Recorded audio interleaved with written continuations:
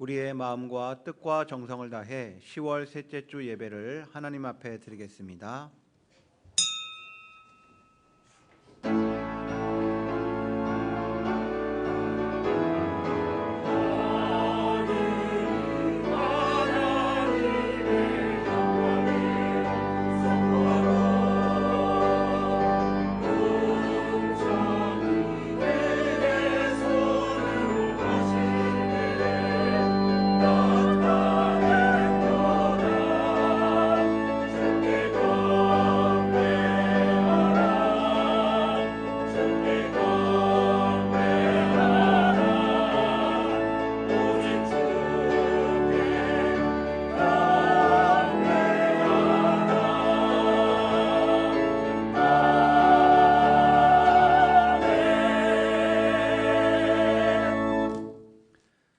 오라 우리가 여호와께 노래하며 우리의 구원의 반석을 향하여 즐거이 외치자.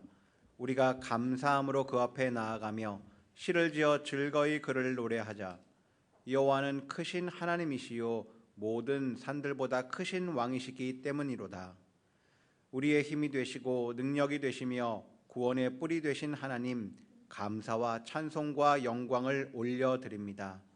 인생의 무거운 짐을 지고 광야 같은 세상에서 방황하고 있는 저희들을 불쌍히 여기시고 안전하게 지켜주시며 평탄한 길로 인도하여 주신 은혜에 감사를 드립니다. 또한 거룩한 주일 우리의 손을 잡아 은총이 넘치는 예배 자리로 이끌어 주시니 감사를 드립니다. 예배하는 저희들 주의 보좌 앞에 무거운 짐을 다 내려놓게 하시고 하나님께서 베풀어 놓으신 구원의 상에 둘러앉아 평안과 기쁨과 안식을 맛보게 하여 주옵소서. 우리에게 복을 주시는 예수님의 이름으로 기원하옵나이다. 아멘.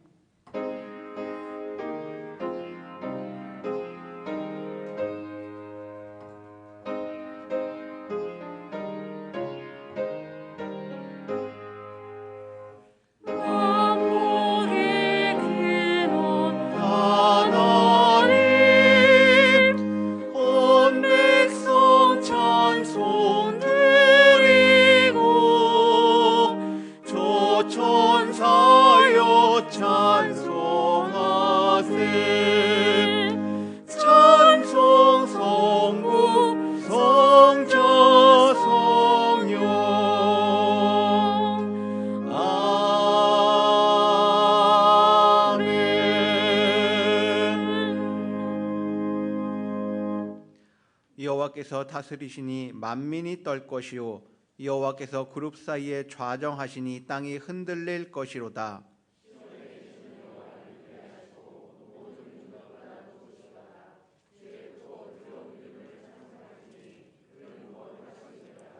너희는 여호와 우리 하나님을 높여 그의 발등상 앞에서 경배할지어다. 그는 거룩하시도다.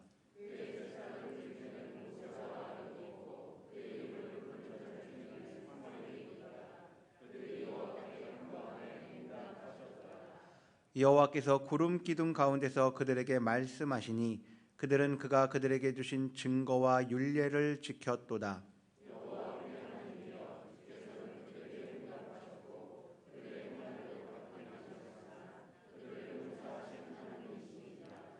너희는 여호와 우리 하나님을 높이고 그 성산에서 예배할지어다.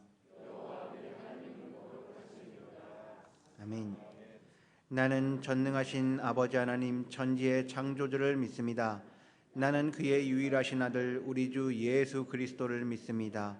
그는 성령으로 잉태되어 동정녀 마리아에게서 나시고 본디오 빌라도에게 고난을 받아 십자가에 못 박혀 죽으시고 장사된 지 사흘 만에 죽은 자 가운데서 다시 살아나셨으며 하늘에 오르시어 전능하신 아버지 하나님 우편에 앉아 계시다가 거기로부터 살아있는 자와 죽은 자를 심판하러 오십니다. 나는 성령을 믿으며 거룩한 공교회와 성도의 교제와 죄를 용서받는 것과 몸의 부활과 영생을 믿습니다. 아멘.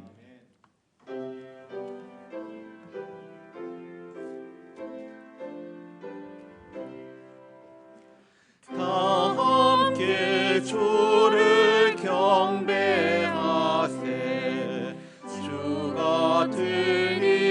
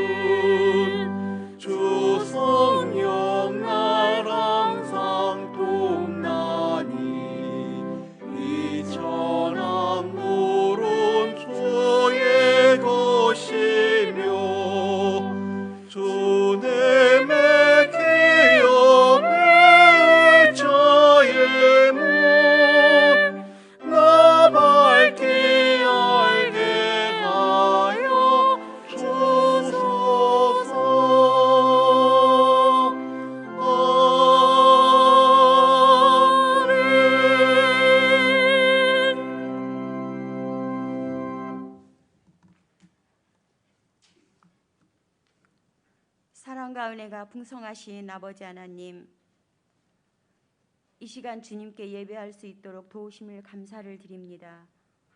코로나19로 인하여 오랫동안 교회의 소수의 인원과 비대면 영상으로 예배를 드렸지만 저희의 마음이 주님께 향하여 더욱더 간절함으로 예배할 수 있도록 도와주시옵소서.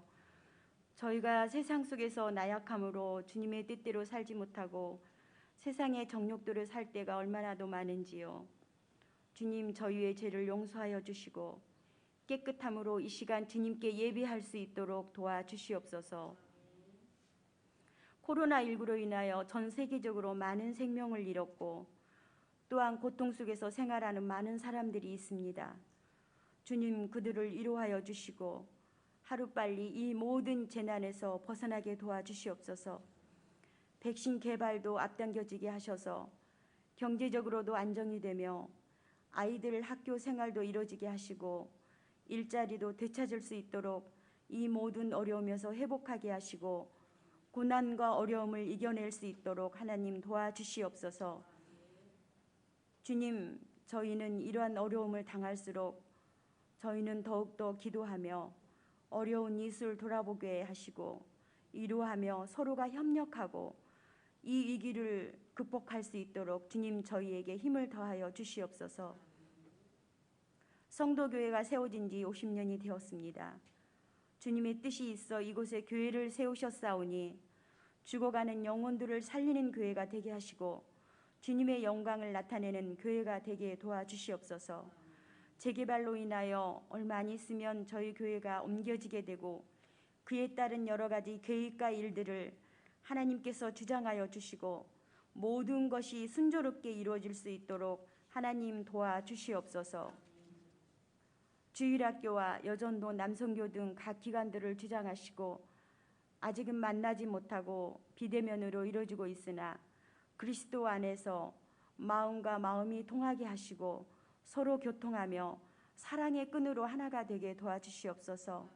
우리의 믿음이 변치 않게 하시고 날마다 말씀과 기도로 묵상하며 저 하늘나라의 소망을 두며 땅의 것보다는 하늘의 신령한 양식으로 채울 수 있도록 주님의 뜻을 이뤄나가게 도와주시옵소서. 병마로 인하여 고통당하는 환우가 있습니다. 주님의 손으로 안수한찰하시고 낫게 하여 주시고 마음의 병으로 인하여 근심과 고통 속에서 나날을 보내는 이에게는 주님이 그 마음을 위로하여 주시고 기쁨의 날을 보낼 수 있도록 하나님 도와주시옵소서. 이 시간 말씀으로 증거하는 이석우 목사님께 함께 하셔서 성령의 두루마기를 입혀주시고 충만하게 하셔서 말씀을 증거하실 때에 힘이 있고 권세가 있게 하셔서 은혜가 되게 하시고 우리는 그 말씀을 받고 아멘으로 화답하며 저희가 이 세상에서 살면서 그 말씀대로 살아갈 수 있도록 도와주시옵소서. 찬양으로 예배를 돕는 호산나 성가대위에 함께 하셔서 비록 마스크를 쓰고 찬양을 하지만 마음과 영으로 찬양하게 하시고 저희에게는 은혜가 되게 하시며 하나님께는 영광이 되는 찬양이 되게 도와주시옵소서. 이 모든 말씀을 나를 죄에서 구원하여 주신 예수 그리스도의 이름으로 기도하옵나이다. 아멘.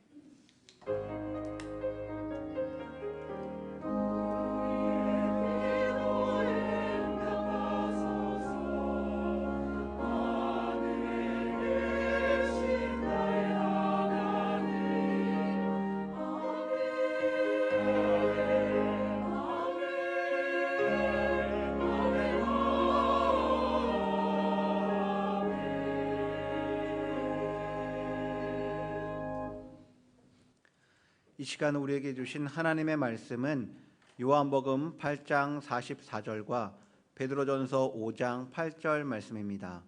신약성경 159면 382면에 있는 요한복음 8장 44절, 베드로전서 5장 8절 말씀입니다. 이제 하나님의 말씀을 봉독하겠습니다. 너희는 너희 아비 마귀에게서 났으니 너희 아비의 욕심대로 너희도 행하고자 하느니라. 그는 처음부터 살인한 자요 진리가 그 속에 없으므로 진리가 서지 못하고 거짓을 말할 때마다 제 것으로만 하나니 이는 그가 거짓말쟁이요 거짓의 아비가 되었음이라. 베드로전서 말씀입니다. 근신하라 깨어라 너희 대적 마귀가 우는 사자같이 두루다니며 삼킬 자를 찾나니. 아멘. 이 말씀을 통하여 하나님의 크신 은혜가 함께 하시길 원합니다.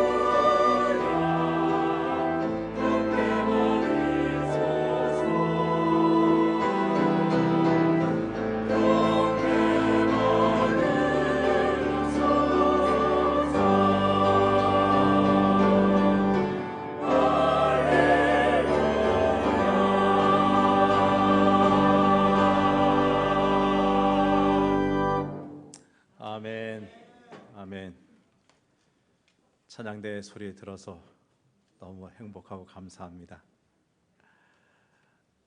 잘 지내셨죠? 몇 달 만에 보시는 분도 계시고 이렇게 만나 뵈서 너무나 감사합니다. 할렐루야. 우리 인사 나누겠습니다. 반갑습니다. 참 잘 오셨습니다. 영국의 유명한 저술가인 C.S. 루이스가 수많은 기독교 명작을 남겼는데 그 중에 하나가 스크루테이프의 편지라는 책입니다. 이 스크루테이프라는 사람은 이제 사람이 아니라 사탄, 고참 사탄인데요. 이 스크루테이프의 편지에서 이 고참 사탄이 이제 막 사탄으로서 그 임무를 수행하는 조카 사탄에게 조언하는 것을 편지 형식으로 보낸 거예요.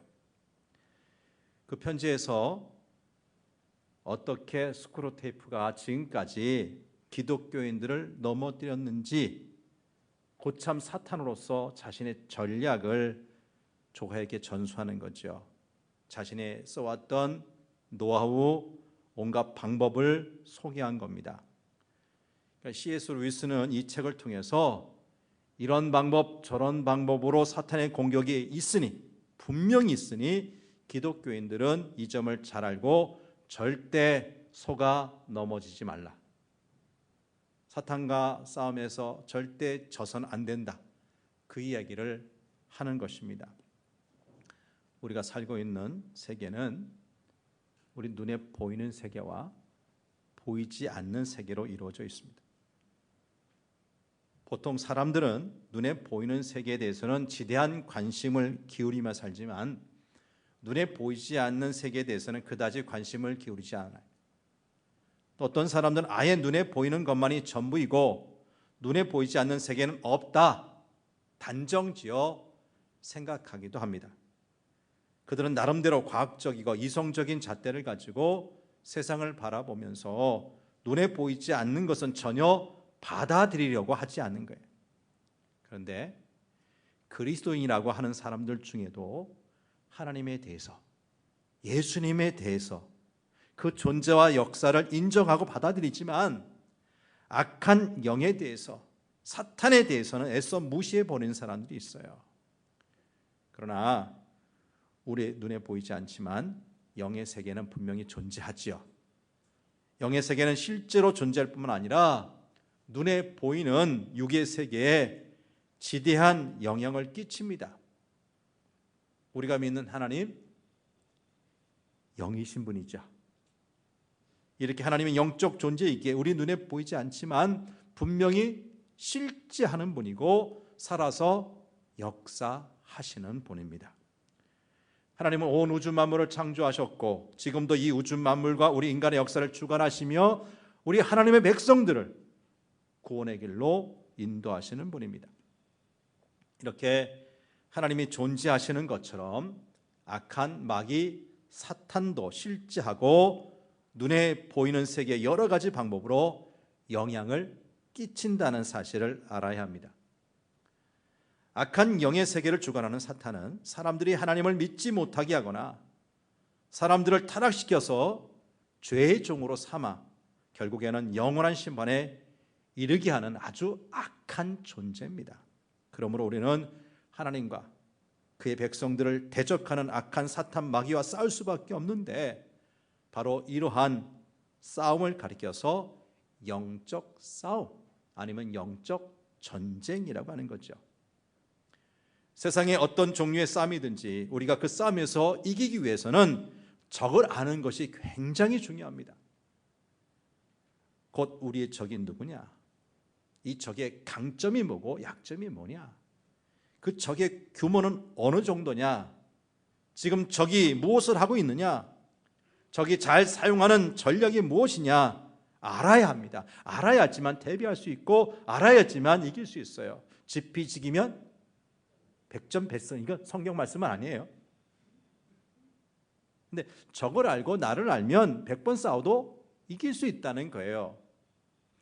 우리가 영적 싸움에서 승리하기 위해서 분명 나를 아는 것이 중요합니다. 그러나 동시에 우리의 적인 사탄에 대해서도 알아야 합니다.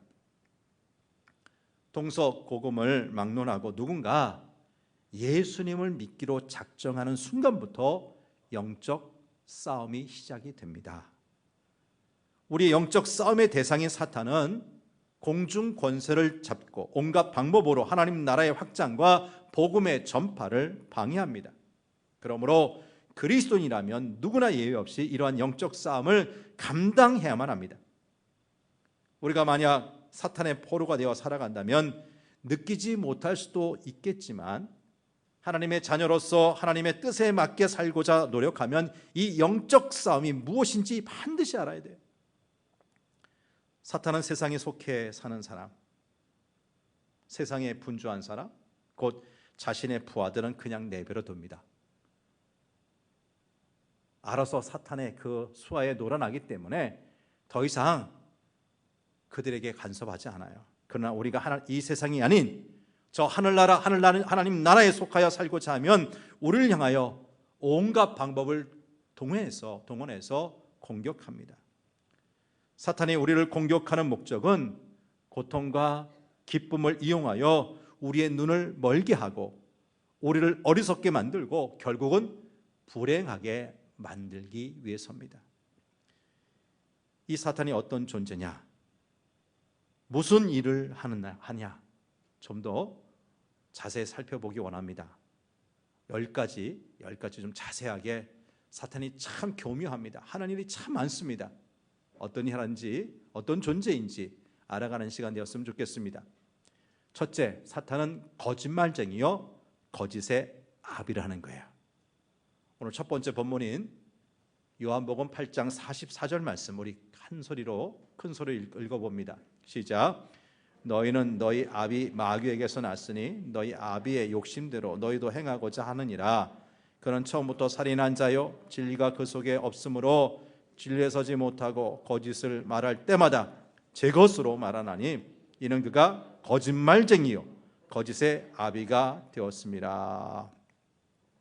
사탄은 자신의 속성에 따라 거짓을 말합니다. 그는 거짓말쟁이요 거짓의 아비이기 때문입니다. 성경에서 사탄이라는 말이 제일 먼저 등장하는 데가 창세기 3장이에요. 거기서 사탄의 입술에서 제일 먼저 나온 말이 뭐냐? 제일 먼저 사탄이 등장해서 하는 말이 뭐냐?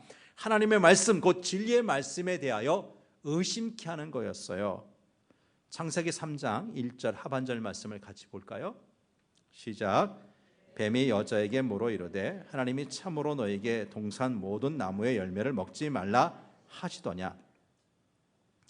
뱀으로 변한 사탄이 여자 곧 하와에게 나타나서 하는 말이 뭡니까? 하나님이 동산 나무에 있는 모든 열매 다 먹지 말라 하셨냐? 이런 질문이에요. 근데 본래 이 열매에 대해서 하나님께 주신 말씀이 창세기 2장 16, 17절에 나오거든요. 같이 봅니다. 시작. 여호와 하나님이 그 사람에게 명하여 이르시되 동산 각종 나무의 열매는 내가 임의로 먹되 선악을 알게 하는 나무의 열매는 먹지 말라. 하나님께서 에덴 동산에 수많은 과일나무, 과수를 심으시고 아담과 하와에게 주신 말씀이 뭐예요? 보세요. 동산 각종 나무의 열매는 내가 임의로, 내가 마음대로 먹어도 돼. 다 먹어도 돼. 이것저것 다 골라서 다 먹어도 돼. 그런데 한 가지, 뭘 먹지 말라고 그랬어요? 선악을 알게 하는 나무의 열매. 그 한 가지만 먹지 말랐지 언제 다 먹지 말랬나요? 그러니까 사탄이 하는 말은 뭐예요? 하나님의 말씀, 진리의 말씀에 대해서 의심케 하는 거예요. 정말 그렇게 말씀하셨는지. 두 번째 사탄의 말은요, 교묘한 거짓말이었어요. 창세기 3장 4절에서 이렇게 얘기하죠. 시작. 뱀이 여자에게 이르되 너희가 결코 죽지 아니하리라. 하와야, 걱정하지 마. 내가 이 나무 열매 먹어도 결코 죽지 않아. 결코 죽지 않아. 근데 본래 하나님께서 주신 말씀이 뭐예요? 2장 17절 하반절 시작. 내가 먹는 날에는 반드시 죽으리라 하시니라. 동산에 있는 각종 나무 열매 다 먹어도 돼. 그러나 선악을 알게 하는 나무 열매만큼은 먹지 마. 만약에 내가 먹으면 어떻게 돼? 반드시 죽을 거야. 하나님은 그 열매 먹으면 반드시 죽는다 하셨는데 사탄은 그것을 먹어도 죽지 않는다고 거짓말했어요. 그리고 이어지는 3장 5절을 보면 한술 더 떠서 너희가 그것을 먹는 날에는 너희 눈이 밝아져 하나님 같이 되어 선악을 알게 되리라. 눈이 밝아져서 누구처럼 된다? 하나님같이, 하나님처럼 된다. 한술 더 떤 얘기죠. 이 사탄의 속임수에 결국 아담과 하와는 넘어가고 말았어요. 이미 아담과 하와에게 하나님 같이 되고 싶은 마음이 있었기 때문에 그들이 그렇게 된 것이라고 할 수 있을지도 모릅니다. 그렇다면 우리는 이 사건을 보면서 더 큰 교훈을 얻을 수가 있어요. 뭡니까? 사탄은 이미 우리 약점을 알고 있다. 하나님처럼 되고자 하는 마음, 높아지고자 하는 마음이 우리에게 있다는 것을 이미 알고 있다는 거예요. 우리가 무엇에 약한지 사탄이 정확히 파악하고 그것을 공격한다는 거죠. 우리 인간에게는 본성, 곧 가지고 싶고요, 먹고 싶고 행동하고 싶은 욕구들이 있어요. 이 욕구가 어디서 나타났어요? 어디서 왔어요? 하나님 주신 거예요. 그러나 동시에 하나님은 우리에게 그 욕구를 다 쓰라고, 다 충족해도 된다고 하는 것이 아니라 그 욕구를 다스리는 마음도 주셨어요. 그래서 우리 인간은 욕정대로 살아서는 안 됩니다. 내가 마음에 든다고 내 것 아닌 남의 것까지 다 가질 수는 없어요. 그런데 거짓말쟁이여 거짓의 아비인 사탄은 우리에게 탐욕을 응원합니다. 그리고 그것에 정당성을 주려고 합니다. 그래서 거짓의 앞잡이요 이간질에 능한 사탄이 하와로 하여금 죄를 범하게 하면서 너무 소중한 관계들이 깨어졌는데요, 이것이 우리 인간의 비극이요 저주가 아닙니까? 도대체 무슨 관계들이 깨졌습니까? 이미 잘 아시는 세 가지 깨진 것 봅니다. 첫째, 하나님과의 관계가 깨졌어요. 본래 사람은 피조물 가운데 유일하게 하나님의 형상대로 지음받아 만물의 영장으로 세움받고 그 몸에 하나님의 생기가 들어왔기에 영생하는 존재로 지음받았어요. 그렇죠? 처음 인간 생기가 들어왔잖아요. 생명이 되었잖아요. 이건 영생하는 존재라는 거거든요. 그러면 그 어떤 피조물보다 하나님을 가까이 하고 하나님을 잘 섬겨야 했는데 사탄의 유혹에 넘어가 범죄한 아담과 하와는 어떻게 합니까? 하나님 관계가 깨져서 하나님을 피하죠. 창세기 3장 8절 하반절 말씀을 봅니다. 시작. 동산에 거니시는 여호와 하나님의 소리를 듣고 아담과 그의 아내가 여호와의 하나님의 낯을 피하여 동산 나무 사이에 숨은지라. 선악과 나무를 따먹기, 그 열매를 따먹기 전까지 수시로 하나님을 만나고 하나님과 동산을 걷고 스스럼 없이 하나님을 만났던 두 사람인데 이제 어떻게 해요? 하나님이 찾아오시니까 어떻게 해요? 나 여기 있습니다 하고 하나님께 낯선 것이 아니라 어떻게 해요? 숨어버려요. 하나님을 피한 거지요. 근데 여러분, 하나님을 피한다고 피할 수 있어요? 피해집니까? 빨리 회개하고 용서를 빌어야 이 깨진 관계 회복할 수가 있어요. 두 번째, 부부 관계가 깨졌습니다. 아담이 선악과를 먹은 일로 하나님이 추궁을 하시자 창세기 3장 12절에서 이렇게 변명하는 내용이 나와요. 같이 봅니다. 시작. 하나님이 주셔서 나와 함께 있게 하신 여자 그가 그 나무 열매를 내게 주므로 내가 먹었나이다. 아내라는 말도 없고요. 네? 하나님 주셔서 나와 함께 있게 하신 여자 그가 그랬어요. 그런데 처음 하나님께서 그 하와를 아담에게 주시자 아담이 뭐라고 고백했죠? 창세기 2장 23절 시작. 아담이 이르되 이는 내 뼈 중에 뼈요 살 중에 살이라. 내 뼈 중에 뼈 살 중에 살처럼 귀하게 여겼던 하와인데 죄를 짓고 나니까 이제 하나님이 주신 그 여자가 되어버렸어요. 부부 관계가 중요한 것은 이 부부를 통해 가정이 이루어지고 그리고 이 가정은 사회나 국가를 구성하는 단위가 되고 교회를 구성하는 기본이 되기 때문 아닙니까? 근데 오늘날 수많은 가정이 흔들리는 것도 아담과 하와 부부처럼 마귀의 역사임을 깨닫고 우리 그리스도인의 가정들 어떤 상황에서도 예수님 안에 있도록 더 많이 기도하고 노력하셔서 깨진 부부 관계 있다면 반드시 회복하시게 되기를 간절히 바랍니다. 세 번째, 형제 간의 관계가 깨졌어요. 하나님과의 관계, 부부 간의 관계, 이제는 무슨 관계? 형제 간의 관계가 깨졌어요.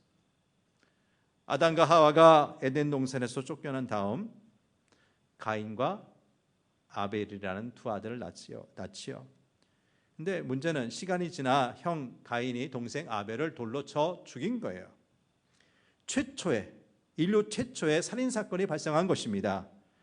창세기 4장에 하면 가인과 아벨이 하나님께 제사를 드렸는데 하나님께서 동생 아벨의 제사는 받으시고 형 에서의 제사는 받지 않으시는 일로 인하여 가인이 시기, 질투, 미워하는 마음으로 동생을 죽인 거예요. 자신의 제사를 받지 않으시면 하나님께서 왜 내 제사를 받지 않으시는지 겸손하게 하나님께 엎드려 구해야 되는데 애꿎은 동생에게 화풀이를 한 거예요. 이것은 죄로 인해 형제간의 관계마저 깨졌음을 말하는 것이 아닙니까?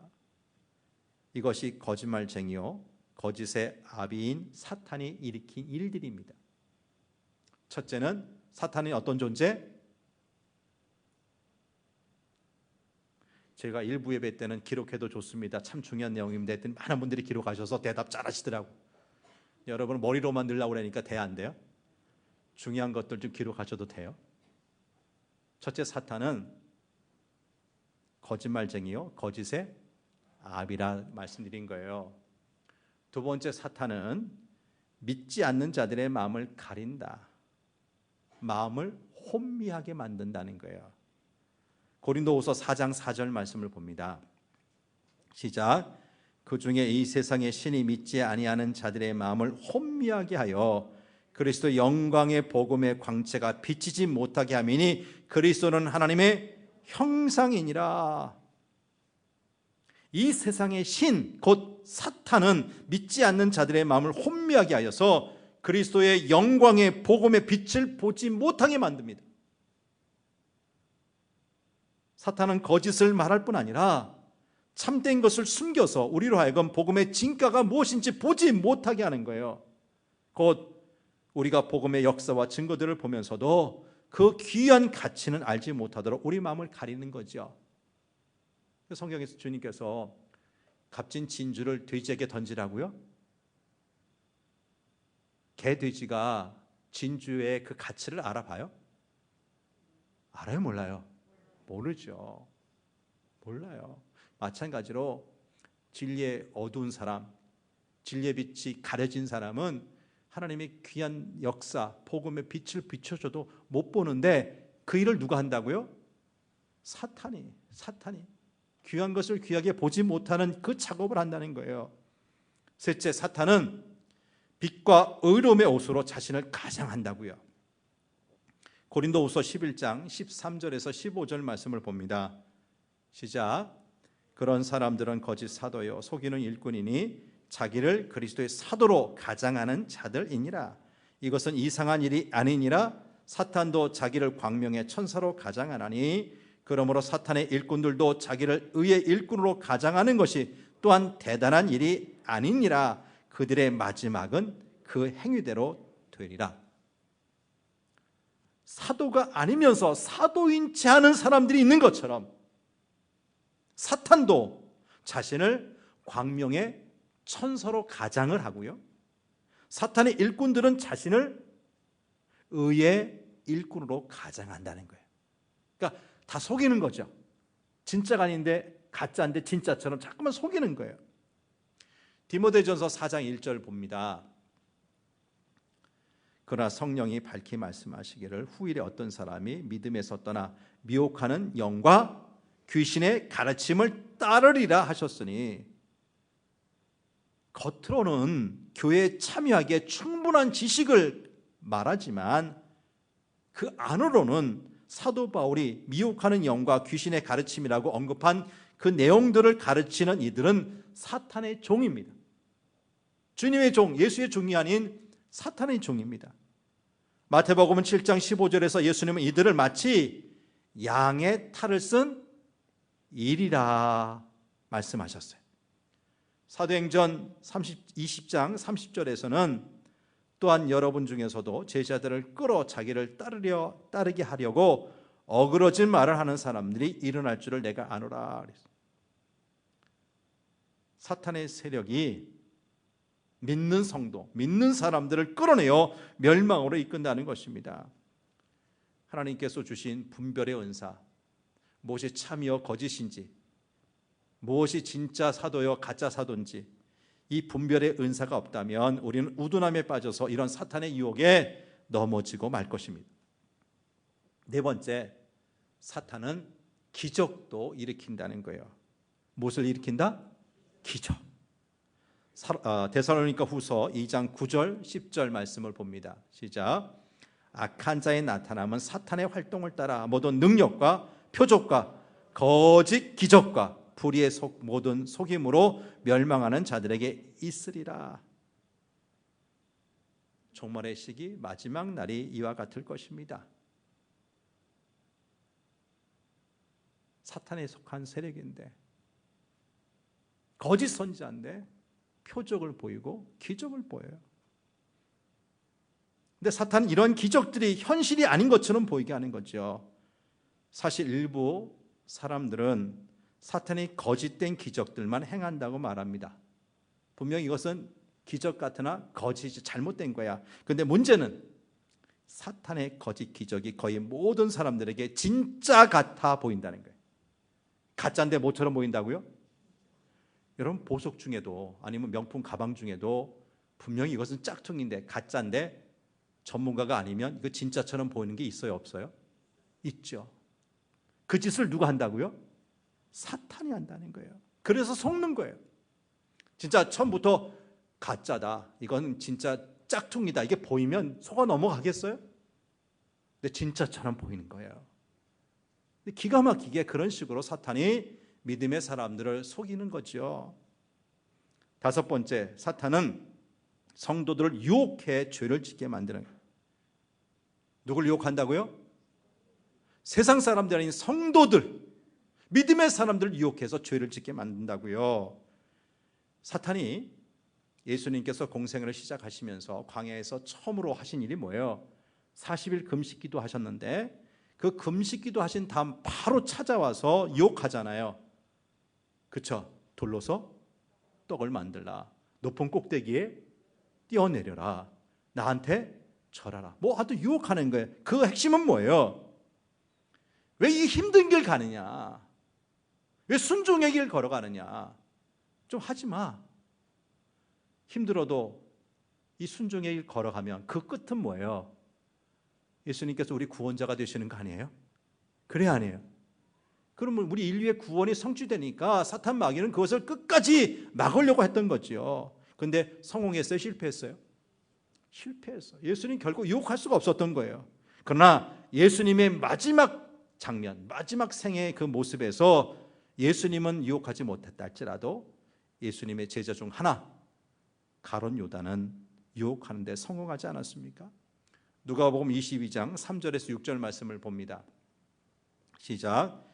12 중에 하나인 가롯이니라 부르는 유다에게 사탄이 들어가니 이에 유다가 대제사장들과 성전 경비대장들에게 가서 예수를 넘겨줄 방도를 의논하며 그들이 기뻐하여 돈을 주기로 언약하는지라. 유다가 허락하고 예수를 무리가 없을 때 넘겨줄 기회를 찾더라. 누굴 유혹한 거예요? 예수님과 전혀 상관없는 사람이었어요? 아니에요. 예수님이 12제자 가운데 하나, 그것도 신뢰를 받아 돈꾀를 맡았던 회계 역할을 했던 가룟 유다를 유혹하고 만 거예요. 그러기에 고린도후서 11장 3절에서 사도 바울이 모든 성도들에게 경고한 말씀이 뭡니까? 아래 시작. 뱀이 그 간계로 하와를 미혹한 것 같이 너희 마음이 그리스도를 향하는 진실함과 깨끗함에서 떠나 부패할까 두려워하노라. 첫사람 하와를 유혹했듯이 예수님의 제자 가운데 가룟 유다를 미혹했듯이 이제는 너희 마음도 그리스도를 향하는 진실함과 깨끗함에서 떠나게 해서 부패할까 내가 참 두렵다. 누구에게 주신 말씀이라고요? 고린도 교회 성도들에게. 세상 사람들, 하나님을 모르는 사람이 아니라 예수 믿고 교회 다니는 사람들에게 주시는 메시지예요. 여섯 번째, 사탄은 사람들의 마음에서 하나님의 말씀을 빼앗아가고 신앙을 죽이는 역할을 해요. 마가복음 4장 1절 이하 말씀 보면 예수님께서 4가지 땅에 떨어진 씨 비유를 말씀하시죠. 그 중에 3절 4절 말씀을 봅니다. 시작. 들으라, 씨를 뿌리는 자가 뿌리로 나가서 뿌릴새 더러는 길가에 떨어짐에 새들이 와서 먹어버렸고. 분명 하나님의 말씀이 땅에 뿌려졌는데 그 씨의 일부가 길가에 떨어지자마자 새들이 재빨리 먹어버렸다는 거예요. 도대체 이 말씀의 뜻이 뭘까? 15절에서 예수님께서 직접 설명해 주십니다. 15절 시작.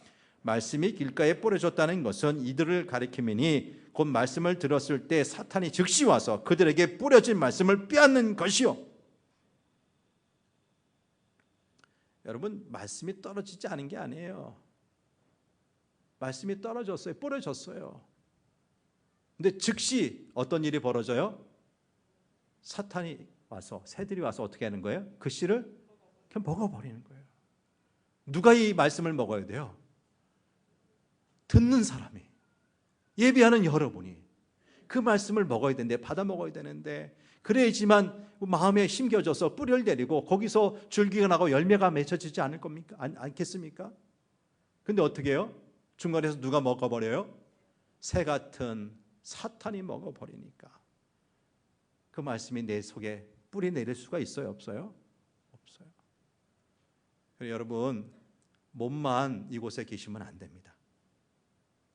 육체만 여기 나와서 그냥 앉아 계시면 안 돼요. 그게 예배가 아닙니다. 전해진 말씀 마음속에 아멘으로 삼키십시오. 여러분 밭에, 마음밭에 심어지게 해야 돼요. 근데 사탄은 성도들에게 뿌려진 말씀도 뺏어갑니다. 왜? 말씀을 통해 믿음이 자라는 것 너무나 싫기 때문에. 믿음은 들음에서 나고, 그렇죠? 여러분, 이 말씀이 얼마나 중요한데요. 말씀을 빼앗는 사탄의 괴계를 아시고 이겨낼 수 있게 되길 바랍니다. 사도 바울은 데살로니가 교회 성도들의 믿음에 대해 다음과 같은 염려의 말씀을 전했어요. 데살로니가전서 3장 5절 말씀을 봅니다. 시작. 이러므로 나도 참다 못하여 너희 믿음을 알기 위하여 그를 보내었노니 이는 혹 시험하는 자가 너희를 시험하여 우리 수고를 헛되게 할까 함이니. 사도 바울은 이 하나님의 말씀을 듣는 이들의 신앙을 죽이려는 사탄의 계획을 잘 알고 있었던 거예요. 그래서 복음을 많이 전했지만 그 복음이 심겨지지 않고 사탄에 의해서 그것이 그냥 가로채지면 사람들의 생명이 큰 문제가 생기니까 염려한 그 노심초사한 마음을 이렇게 이야기한 거죠. 7번째, 사탄은 아픔과 질병까지 일으킨다는 거예요. 뭘 일으킨다? 질병. 누가복음 13장 말씀 보면 예수님께서 허리가 굽어져서 스스로 펼 수 없는, 스스로 자신의 몸을 펼 수 없는 한 여인을 치유해 주셨어요. 그렇죠. 일단의 사람들이 아니 안식일인데 하나님께 예배드리는 이 안식일에 왜 이런 일을 했느냐고 예수님을 비난하죠. 이에 예수님께서 하신 말씀이 16절에 나와요. 누가복음 13장 16절 말씀 시작. 그러면 18해 동안 사탄에게 매임받은 이 아브라함의 딸을 안식일에 이 매임에서 푸는 것이 합당하지 아니하냐. 예수님께서 이 여인을 진단해 보니까 이 여인이 질병에 걸린 원인, 몸이 구부러져서 펴지 못하는 원인이 뭐예요? 어디에 있어요? 사탄에게 있다는 거예요. 사탄의 매임. 18해 동안 사탄에게 매임받은 이 아브라함의 딸 얘기하셨잖아요. 누가 이렇게 힘들게 했다는 거예요? 사탄이. 사도행전 10장 38절 말씀도 봅니다. 시작. 하나님이 나사렛 예수에게 성령과 능력을 기름 붓듯 하셨음에 그가 두루 다니시며 선한 일을 행하시고 마귀에게 눌린 모든 사람을 고치셨으니 이는 하나님이 함께 하셨습니다. 예수님께서 하신 일이 뭐예요? 마귀에게 눌린 모든 사람을 고치셨다. 뭐죠? 사탄 마귀가 병으로 사람을 누른다고 사도 베드로도 본 거예요. 그러니까 많은 병들이 누구 때문에 일어난다고요? 마귀 때문에, 사탄 때문에. 근데 여러분 오해할까 봐 정정해 드립니다. 모든 병, 모든 질환이 다 마귀의 역사라고 말하는 것은 무리가 있어요. 왜냐하면 우리가 겪는 병 중에는 우리 부주의 때문에 생기는 것도 있어요. 지금 여러분 예배 시간이 거룩한 시간인데 다 뭐 하고 계세요 지금? 마스크. 답답하지 않나요? 답답하죠. 근데 왜 쓰셨어요? 왜요? 눈에 안 보이니까 이 작은 바이러스가 누구를 매기로 해서 내게도 감염시킬까 봐. 그렇죠? 그래서 마스크를 쓰고 우리가 예배 드리는 이게 안타까운 현실인데, 이런 와중에 마스크 쓰지 않고 확진자가 있는데 가도 나는 괜찮아. 그랬다가 만약에 이 코로나 바이러스에 걸리면 누구 책임이에요? 이것도 사탄이 한 거예요? 아니, 이건 내 부주예요. 내가 잘못한 거예요. 또 술, 담배를 많이 하고요. 거듭거듭 폭식을 하다가 성인병에 걸리고 건강에 문제가 생겼어요. 누가 한 거예요? 사탄이 한 거예요? 자신이 술 마셨잖아요. 자신이 폭식했잖아요. 누구 문제예요? 자신 문제죠. 때로는 하나님의 뜻을 이루기 위해서 하나님 영광 위한 질병도 있다고 그랬어요. 그러니까 나면서부터 앞을 못 보던 맹인 제자들이 누구 때문입니까? 물었을 때 그 누구 때문도 아니야. 이를 통해서 하나님께서 하시는 일을 보이시려고 해. 그러니까 여러분, 앞에서 저는 사탄이 질병도 일으킨다 말씀을 드렸지만 다 그렇다? 아니다. 우리 부주의 때문에 오는 것도 있고 하나님의 영광을 위한 질병도 있다. 이렇게 하시면 될 것 같아요. 8번째입니다. 사탄의 정체가 뭐냐? 살인자다. 사탄은 뭐라? 살인자다. 처음 읽었던 요한복음 8장 44절에서 예수님은 자신을 죽이려고 계획한 이들에게 그는 처음부터 살인한 자요라고 말씀하셨어요. 처음부터 살인한 자요. 요한일서 3장 12절 말씀도 보죠. 시작. 가인같이 하지 말라. 그는 악한 자에게 속하여 그 아우를 죽였으니 어떤 이유로 죽였느냐? 자기의 행위는 악하고 그의 아우의 행위는 의로움이라. 한마디로 사탄은 피에 굶주려 있는 존재예요. 예수님은 우리에게 생명 주시고 우리의 생명을 충만하게 하려고 이 땅에 오셨으나 우리 원수 사탄 마귀는 할 수 있는 대로 우리의 생명을 빼앗고 결국 영원히 불행하게 만들려고 한다는 겁니다. 9번째, 사탄은 사역자들의 계획을 대적합니다. 데살로니가전서 2장 17절 18절 말씀을 봅니다. 시작. 형제들아, 우리가 잠시 너희를 떠난 것은 얼굴이요 마음은 아니니 너희 얼굴 보기를 열정으로 더욱 힘썼노라. 그러므로 나 바울은 한 번, 두 번 너희에게 가고자 하였으나 사탄이 우리를 막았도다. 사도 바울이 자신의 선교 교회, 데살로니가 교회 가고 싶었는데 그것이 좌절된 이유를 말하는데 누가 사도 바울의 일행을 막았다고 했어요? 예, 마지막에 뭘 사탄이 우리를 막았다 그랬어요. 사탄은 전도와 제자들을 몹시 싫어하기 때문입니다. 그래서 선교사들을 비롯하여 전도에 열정 있는 성도들이 가는 길에 할 수 있는 한 온갖 방해물을 놓는 거예요. 마지막 10번째, 사탄은 하나님 앞에서 우리 성도들을 고소하는 일을 해요. 뭐 한다고요? 고소하는 일, 참소하는 일. 요한계시록 12장 10절입니다. 시작. 내가 또 들으니 하늘에 큰 음성이 있어 이르되 이제 우리 하나님의 구원과 능력과 나라와 또 그의 그리스도의 권세가 나타났으니 우리 형제들을 참소하던 자, 곧 우리 하나님 앞에서 밤낮 참소하던 자가 쫓겨났고, 사탄 마귀가 쫓겨났다는 것을 이야기하는데 우리를 참소하던 자라고 했어요. 여러분, 때가 되면 사탄 마귀는 반드시 패배합니다. 그러나 마지막 날 예수님께서 심판주로 오시기 전까지 사탄의 참소, 곧 사탄의 고소는 그치지 않는다는 거예요. 곧 사탄은 구약시대 욥에게 한 것과 동일한 방식으로 우리를 고소합니다. 어떻게 고소했나요? 욥기 1장 11절 말씀 보세요. 시작. 이제 주의 손을 펴서 그의 모든 소유물을 치소서. 그리하시면 틀림없이 주를 향하여 욕하지 않겠나이까? 사탄은 우리 하나님께 욥에 대해서 이게 모함하는데 욥이 하나님을 사랑하지 않고 하나님이 주시는 그 복, 유익만 바라본다는 거예요. 그래서 주의 손을 펴서 욥의 모든 소유물을 치시면 틀림없이 욥이 하나님을 찬양하는 대신에 하나님을 욕할 것이다, 주님을 욕할 것이다, 그렇게 모함하는 거죠. 이렇게 우리를 집요하게 괴롭히는 사탄에 대해서 베드로전서 5장 8절에서 사도 베드로가 했던 말이 뭡니까? 같이 한번 읽어봅니다. 중요한 말씀이에요. 시작. 근신하라, 깨어라, 너희 대적 마귀가 우는 사자같이 두루다니며 삼킬 자를 찾나니. 우리 모두의 원수요 대적인 사탄이 얼마나 끈질기게 우리 믿는 자들을 물어뜯고 넘어뜨리려고 합니까? 사도 베드로는 이 원수를 우는 사자에 비유했어요. 포효하는 사자는 지상에서 가장 강하고 두려운 존재 아닙니까? 그런데 그런 강력한 힘으로 누구를 삼키려고 합니까? 다른 사람이 아니에요. 믿는 자들, 곧 하나님의 자녀가 되어서 사탄의 지배를 벗어난 사람들이에요.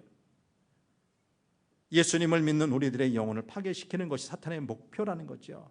그래서 고통을 가하고 두려움에 사로잡히게 하고 의심과 혼란에 빠뜨리고 낙심하게 해서 믿음을 저버리게 만드는 것입니다.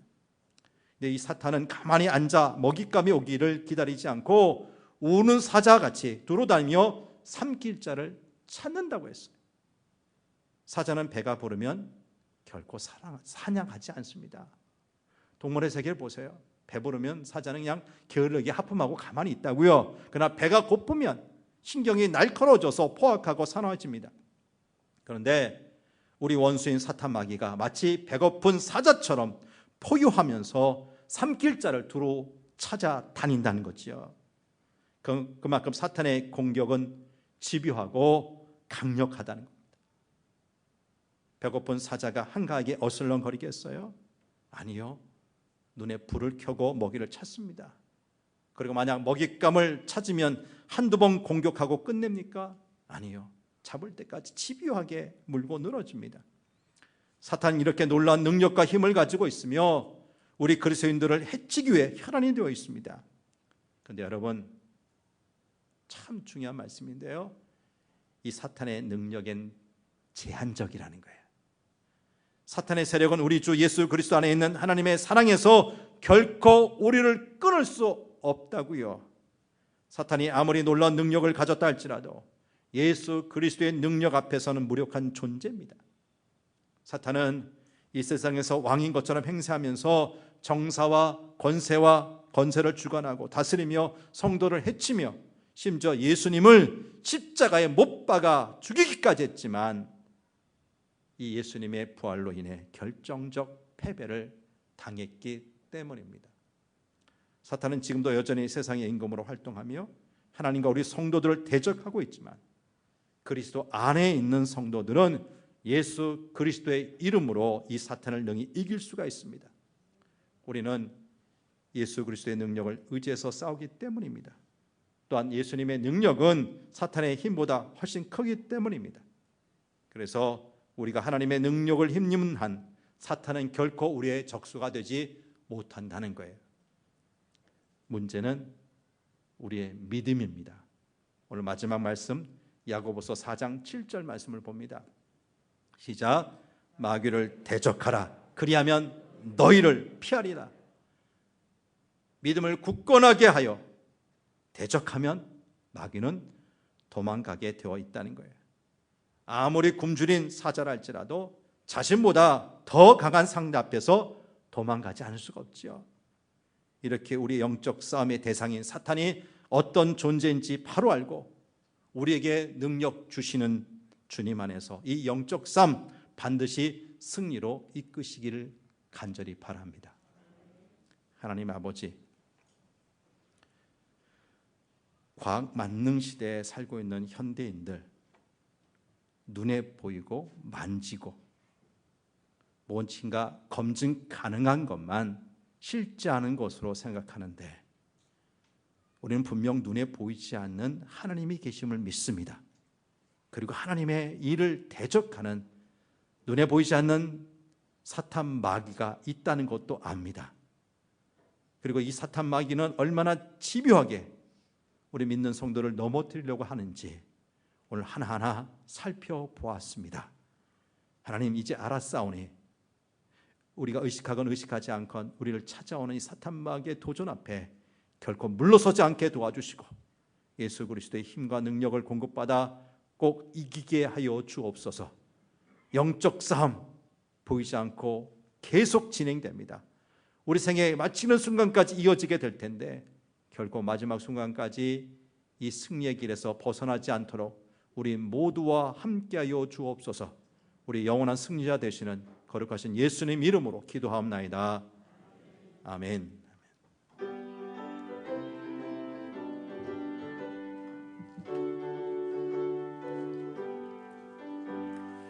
우리들이 싸울 것은 혈기 아니요 우리들이 싸울 것은 육체 아니요 마귀 권세 맞서 싸워 깨쳐버리고 죽을 영을 살릴 것이세. 한 마음으로 힘써 나가세. 한 마음으로 힘써 싸우세. 악한 마귀 군사들과 힘써 싸워서 승전고를 훌리기까지. 우리들이 입은 갑옷 새가 아니요 우리들이 가진 검은 강철 아니요 하나님께 받아가진 평화의 복음 거룩하신 말씀이로다. 한 마음으로 힘써 나가세. 한 마음으로 힘써 싸우세.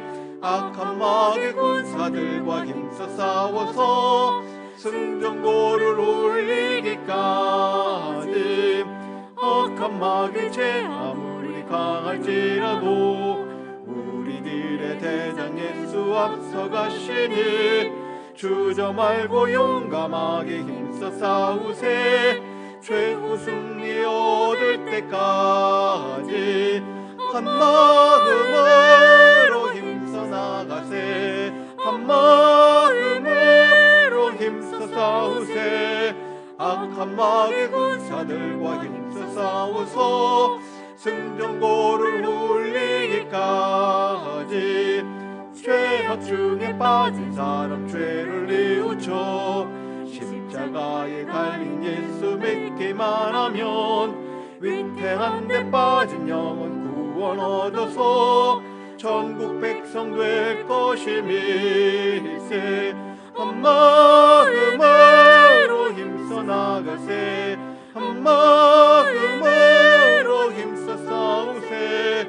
악한 마귀 군사들과 힘써 싸워서 승전고를 올리기까지.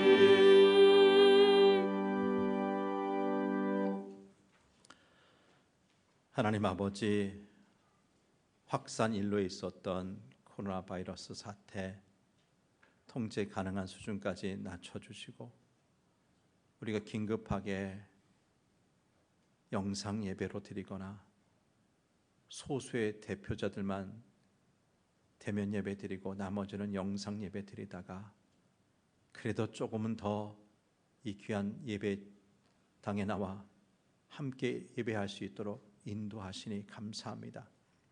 여전히 영상을 통해서 예배드리는 교우들도 많이 있지만 그러나 하나님 아버지, 이제는 우리가 마음껏 하나님을 찬양할 수 있도록 이 코로나 사태가 조속히 종식되게 도와주시고 일상적인 예배, 일상의 삶으로 빨리 복귀할 수 있도록 은혜 베풀어 주옵소서. 정성 다해 예배하면서 우리 마음과 하나님을 향한 그 사랑의 마음을 담아 귀한 예물 봉헌하는 시간 같습니다. 모든 것이 주님께로부터 온 것인데 그 중에 일부를 구별하여서 11조 예물 드립니다. 주일헌금, 여러 가지 제목의 감사헌금들, 선교, 구제, 장학, 그리고 비전헌금에 참여하니 우리 주님 기억하시고 기쁘게 받아 주옵소서. 하나님께서 무엇이 부족하게 우리에게 헌금 예물을 요구하시겠습니까? 이 모든 것 다 하나님 나라 확장하고 죽은 영혼 살리는 데 쓰여지기에 그에게 귀한 예물이기에 하나님께서 원하신 것 아니겠습니까? 더 많이 더 귀한 것 바치며 살 수 있도록 우리 기도에 응답하여 주옵소서. 들으신 헌금은 반드시 하나님 나라 확장하는데, 죽은 영혼 살리는데 쓰여지게 하여 주옵소서. 예수님 이름으로 기도합니다. 아멘. 아멘. 교회 소식 전합니다. 사회적인 거리두기가 1단계로 완화되고요. 수도권에 있는 교회에 좌석수의 한 3분의 1 정도, 30% 정도 예배드려도 좋다. 방역 당국의 지침과 우리 교단총회의 방침에 의해서 오늘부터 이렇게 예배드립니다. 참 그래도 이렇게 예배드릴 수 있다는 것이 참 귀하지 않습니까? 한 가지 부탁드리는 것은 꼭 고정석이 있어서 더 뒤쪽에 구석에 앉아기를 좋아하시는 분들, 그게 좀 편하신가 봐요. 근데 나중에 오시는 분들을 위해서 좀 뒷자리는 양보해 주시고, 정해진 표시된 자리가 앞에서 붙어 있어요. 늦게 오시 지각하시는 분이 앞에까지 오기는 좀 쉽지 않잖아요. 그러니까 먼저 된 여러분이 좀 양보하셔서 차근차근 앞에서부터 앉아주시면 예배드리는데 참 그림이 좋겠다 이런 생각이 듭니다. 이해하시고, 여러분 귀찮게 하려는 것이 아니라 예배 질서를 위해서 부탁드리는 것이니까 협조해 주시고요. 코로나 사태가 끝나기 전까지는 방역 절차는 반드시 지켜야 됩니다. 소독하고 열 체크하고 여러 마스크 쓰는 거 귀찮더라도 계속 이어가 주시길 바라고, 혹시나 고열에 기침하시는 분 계시면 그분들은 반드시 가정에서 영상 예배로 드리시는 것이 본인도 좋고 우리 공동체도 유익합니다. 그렇게 하시고 좀 이렇게 협조해 주시면 고맙겠습니다. 어디서나 그것이 예배당이든지 가정이든지 하나님의 영이시니 영과 진리로 예배드리라 했습니다. 그런 자세로 꼭 예배 드려주시길 바랍니다. 지난주 중에 예고해드렸던 성경 공부 처음 시간 가졌습니다. 화면으로 만나는 것이지만 그래도 우리가 이렇게 연결될 수 있다는 것이 얼마나 감사했는지 몰라요. 아직 이제 첫 시간은 대부분 오리엔테이션 시간, 어떻게 공부할 것이다, 무슨 내용 공부할 것이다 알리는 시간이었고요. 그래서 저는 첫 시간에 함께하지 못하신 분들 이번 주에 나는 공부하기를 원합니다 하시면 강사님들 안 돼요 하시는 분 없으리라 생각해요. 그러니까 이번 주까지 들어오시면 함께 정해진 기간 공부할 수 있으니까 신경 써서 그 공부 시간 함께 하셔서 여러분 믿음이 성장했으면 좋겠습니다. 합심기도 제목 5가지 계속해서 기도해 주시길 바라고, 생명의 삶 11호가 나왔습니다. 우리 아래에 있는 양들의 카페에서 배부하니까 신청하신 분들 찾아가 주시길 바랍니다. 3부 예배가 끝난 다음에 창립 50주년 행사 준비 모임 당회실에서 갖겠고요. 예고해 드립니다. 다음 주 3부 예배 끝난 다음에 청소년부실에서 재직회를 하겠습니다. 작년 2019년 우리 결산한 것도 우리 재직회 승인을 받지 못해. 왜? 모일 수가 없었잖아요. 찬양 예배 없었기 때문에. 근데 곧 하면 내년도 또 예산을 또 해야 되는데 작년 결산도 못하고 예산할 수가 없잖아요. 그래서 예산과 그다음에 3년이 지나서 신흥복지회관을 저희 교회에 재수탁하려고 합니다. 그 절차에 의해서 우리 재직회가 또 승인해 줘야 될 그런 또 상황도 있고요. 기타 또 중요한 보고사항이 있으면 말씀드릴 테니까 재직들은 다음 주에 3부 예배 후에 재직해 있다 생각하시고 출석해 주시길 바랍니다.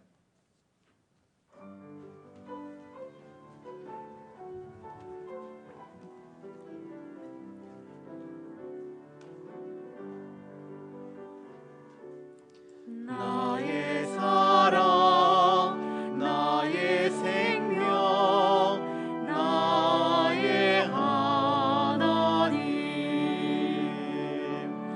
영원토록 정성 다해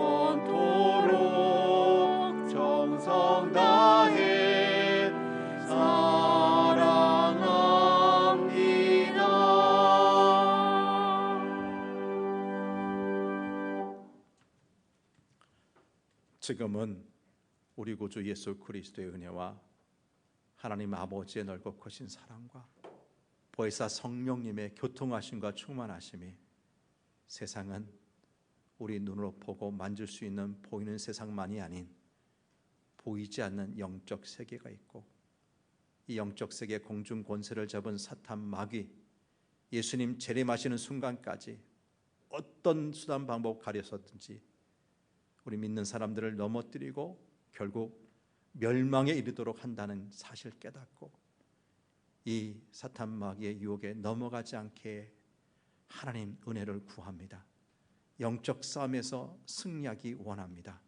하나님 믿음으로 이기게 하여 주옵소서. 간절히 기도하며 다짐하면서 이 성전 나서는 모든 하나님의 사람들과 저들의 가정과 하시는 일터 위에 우리 호산나 찬양대 위에 영원히 함께 하시기를 간절히 축원하옵나이다. 아멘.